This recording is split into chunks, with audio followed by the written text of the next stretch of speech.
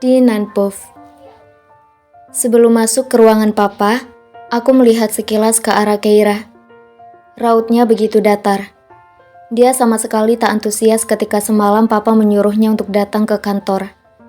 Karena di usia Keira yang sudah 23 tahun, dia masih punya perjalanan yang cukup jauh untuk menuju ke tahap kedewasaan diri.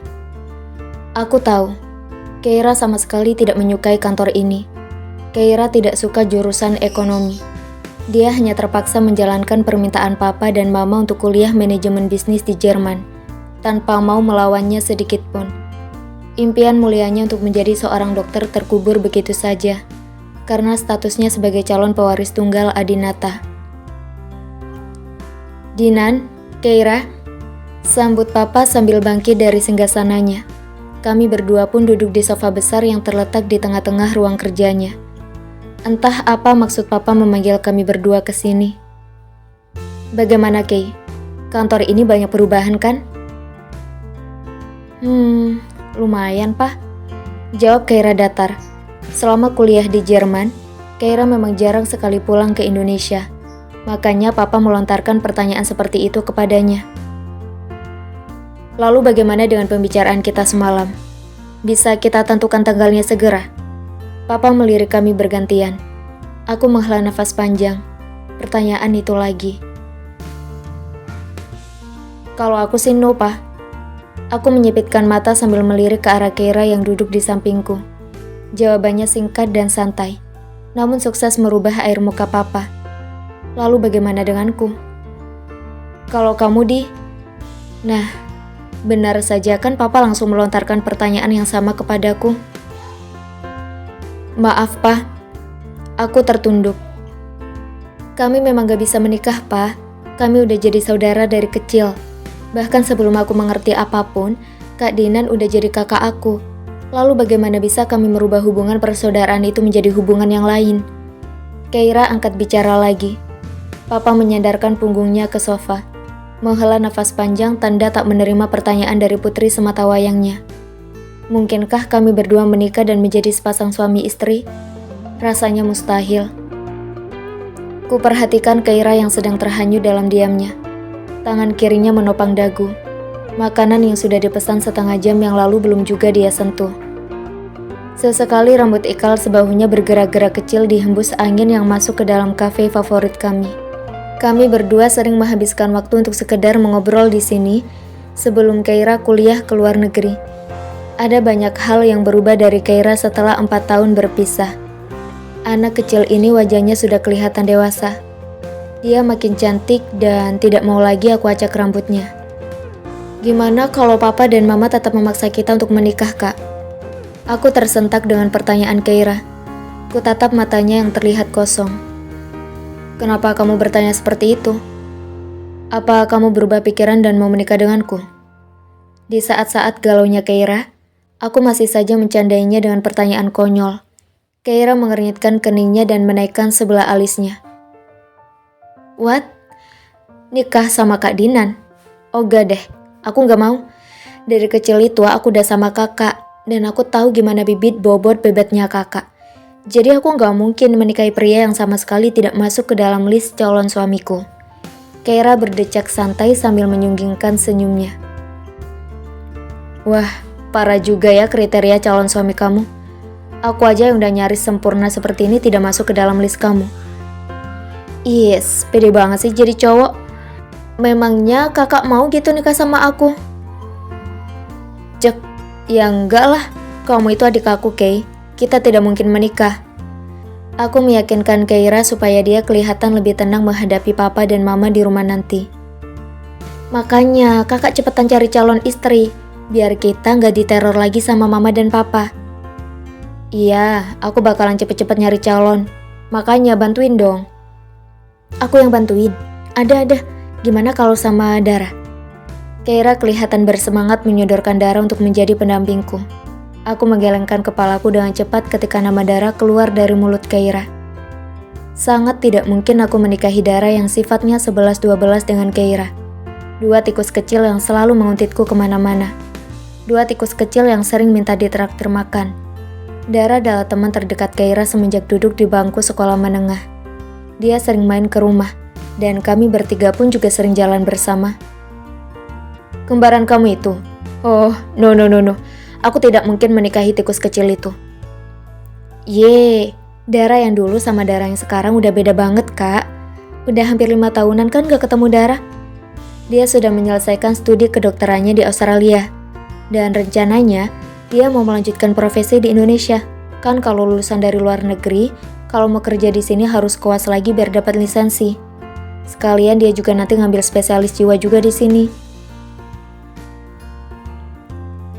Aku hanya bisa manggut-manggut mendengar penjelasan dari Keira mengenai Dara. Sudah bertahun-tahun aku tak pernah bertemu dengan sahabat karib Keira itu. Entar aja deh diomongin. Aku bingung, soalnya belum ada calon. Kalau soal Dara, statusnya sama kayak kamu. Udah aku masukin ke dalam blacklist. Aku pun segera menutup topik ini sambil menyantap beef stick yang sudah mulai dingin. Aku tidak mau Keira mendesakku lagi. Kulihat Keira sepertinya juga mengerti dengan moodku yang kurang baik hari ini. Dia pun mulai memakan makanannya tanpa menggubris jawaban dariku barusan. Aku berlari secepat mungkin masuk ke dalam lobi rumah sakit setelah mendapat telepon dari Keira sebelum maghrib tadi, kalau papa masuk ke rumah sakit karena serangan jantung. Aku langsung meninggalkan kantor dan menuju rumah sakit Harapan. Keira menangis terisak-isak ketika menelponku. Dia mengatakan kalau papa dilarikan ke UGD dan harus segera dioperasi. Sebenarnya apa yang terjadi? Setauku papa tidak pernah punya riwayat penyakit jantung. Lalu kenapa papa tiba-tiba saja terkena serangan jantung dan harus segera dioperasi? Dan benar saja, kulihat Keira dan mama berdiri di depan UGD. Aku pun langsung mendekati mereka dengan nafas yang masih terengah-engah karena berlari. Mah, papa kenapa? Kok bisa masuk ke UGD? Dinan, papa kamu nak, papa kamu Anfal, dia harus segera dioperasi. Spontan mama memelukku, tangisnya meledak di pelukanku.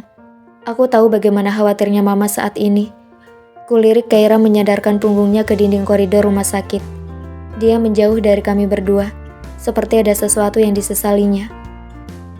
Mah, tenang mah, semuanya akan baik-baik saja. Mama takut kehilangan papa, Di. Papa kamu tiba-tiba saja anfal dan jatuh pingsan. Dengan keluarga Pak Rusdi, maaf sekali. Kami harus segera melakukan operasi bypass jantung. Kalau tidak, semuanya akan berakibat fatal.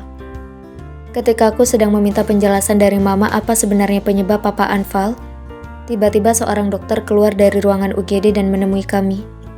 Keira yang tadinya bersandar di dinding koridor rumah sakit, langsung mendekati kami. Iya dok, benar. Bagaimana keadaan papa saya saat ini? Tanyaku dengan nada khawatir. Ayah Anda sudah sadar, namun operasi harus segera dilakukan. Baik dok, lakukan yang terbaik untuk papa saya. Dok, apa boleh saya menemui papa sebelum operasi? Keira tiba-tiba saja meminta untuk bertemu dengan papa sebelum operasi dilakukan. Silakan. Mungkin dengan bertemu kalian Pak Rusdi bisa tenang menjalani operasinya. Tapi jangan lebih dari 15 menit ya. Kami akan segera menyiapkan ruang operasi. Mari Ibu Leni. Ibu harus menandatangani dulu surat persetujuan operasinya. Tanpa menghiraukan aku dan Mama, Keira langsung masuk ke ruangan UGD. Aku pun mengikuti Keira dari belakang. Keira berlari ke arah papa yang sedang terbaring. Dia langsung memeluk papa. Tangisnya meledak. Aku hanya bisa menelan ludah dan begitu sedih melihat papa yang biasanya sangat sehat dan gagah harus terbaring lemah seperti ini di rumah sakit.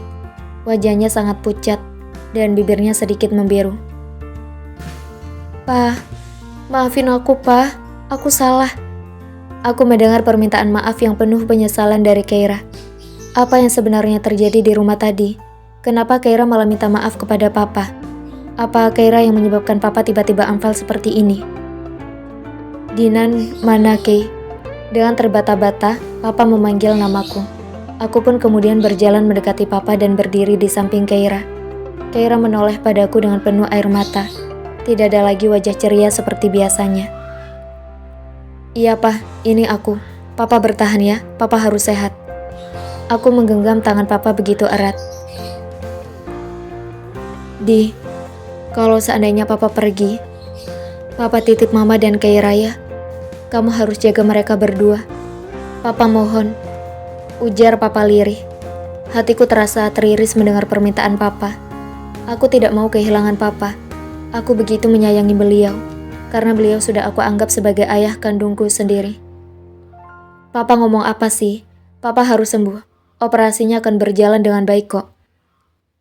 Ini kan berbicara seandainya, Di. Kamu janji ya? Wajah Papa kelihatan semakin pucat.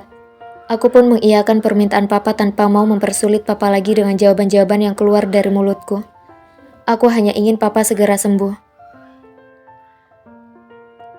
Kita menikah saja, Kak. Ini demi Papa. Ucap Keira dingin padaku.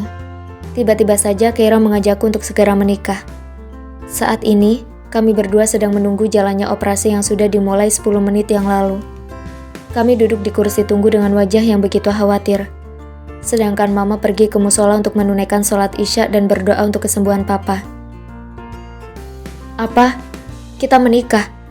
Nadaku sedikit meninggi menanggapi permintaan dari Keira.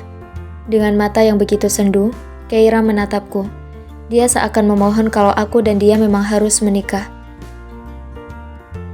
Ini demi Papa, Kak. Aku gak mau kehilangan Papa. Aku menyesal karena sudah melawan Papa di rumah tadi, menunjukkan penolakanku yang baru aku lakukan kali ini kepadanya. Air mata Keira kembali mengalir. Aku pun merangkulnya kemudian mendekapnya hangat, supaya dia lebih tenang dan tidak menangis lagi. Kak, kenapa diam? Ayo kita menikah. Dalam dekapanku, Keira masih saja memohon kepadaku untuk menikahinya. Aku tidak tahu harus bagaimana menanggapi permintaan dari Keira. Mana mungkin aku menikahi adikku sendiri. Ini adalah hal mustahil yang tidak pernah terpikirkan selama 28 tahun kehidupanku. Aku masih saja terdiam dengan terus mendekap Keira. Dinan, Keira. Tiba-tiba Mama datang dengan wajah sendu. Hatiku teriris melihat dua wanita yang paling aku sayangi di dunia ini tampak begitu sedih dan khawatir. Aku harus melindungi mereka berdua. Aku tidak mau terjadi apa-apa kepada mereka, apalagi sampai menyakiti mereka. Iya, Mama udah selesai sholat? Tanyaku dengan lembut sambil berusaha melepaskan dekapanku kepada Keira. Keira pun segera menghapus air matanya kemudian berdiri mendekati Mama. Udah, Nak. Ada hal yang mau Mama bicarakan ke kalian. Ujar Mama sambil melirikku dan Keira dengan tatapan yang semakin sendu. Keira pun membimbing Mama untuk duduk di antara kami berdua. Kemudian kami pun menggenggam tangan Mama supaya Mama kelihatan lebih tenang. Mama mau ngomong apa? Tanya Keira penasaran dengan suara serak. Kalian menikahlah. Mama mohon, karena ini satu-satunya jalan yang membuat papa kalian tenang. Aku dan Keira pun saling bertatapan. Tak pernah kulihat mata Keira yang penuh penyesalan seperti ini sebelumnya. Ya Tuhan, apa yang harus aku lakukan untuk kebahagiaan keluarga ini? Apa harus aku menikahi adikku ini? Ma, aku mau menikah sama Kak Dinan. Aku mau, Ma. Aku gak mau ngelihat Papa kayak tadi lagi. Aku sangat menyesal karena sudah melawan Papa. Keira terisak. Aku masih membisu. Dinan, bagaimana dengan kamu? Apa kamu bersedia? Mama menatapku, menarik kedua tangannya dari genggamanku dan Keira. Dia meraih pipiku. Nah, Mama mohon, ujar Mama lirih. Air mata Mama mulai mengalir di pelupuk matanya. Aku tidak sanggup melihat Mama memohon kepadaku seperti ini. Tapi Ma, Kak, udahlah. Aku mohon, kita harus segera menikah. Ini semua demi Papa. Aku gak mau menyesal, Kak. Kakak lihat sendiri kan Papa yang selama ini kita anggap gagah, kuat dan sehat, ternyata punya penyakit jantung yang dia simpan sendiri. Kita gak pernah tahu hal apa lagi yang disimpan Papa tanpa sepengetahuan kita. Menikahlah denganku, Kak. Keira membentakku. Mungkin dia merasa kesal karena sikapku yang tidak bisa memutuskan masalah ini dari tadi. Dengan perasaan campur aduk, aku pun mengangguk kecil. Aku bersedia menikahi Keira demi kebahagiaan keluarga ini. Baik, Kay. Aku akan menikahi kamu. Mama dan Keira tersenyum padaku. Mereka berdua menitikkan air mata untuk kesekian kalinya. Mama pun kemudian menggapai tanganku dan Keira. Mama menyatukan tangan kami berdua. Dinan, Keira, makasih ya. Kalian sudah mau memenuhi permintaan kami. Semoga kalian bahagia dengan pernikahan ini. Karena inilah yang terbaik untuk kalian berdua. Aku dan Keira hanya bisa saling bertatapan untuk yang kesekian kalinya. Tak ada sesuatu yang berbeda yang kami rasakan saat ini. Ini semua hanya untuk kebahagiaan Papa dan Mama. Lalu bagaimana dengan kehidupan pernikahan kami yang dilandasi keterpaksaan dan tanpa cinta ini? Sampai kapan kami akan terperangkap dalam kehidupan yang sama sekali tidak kami harapkan?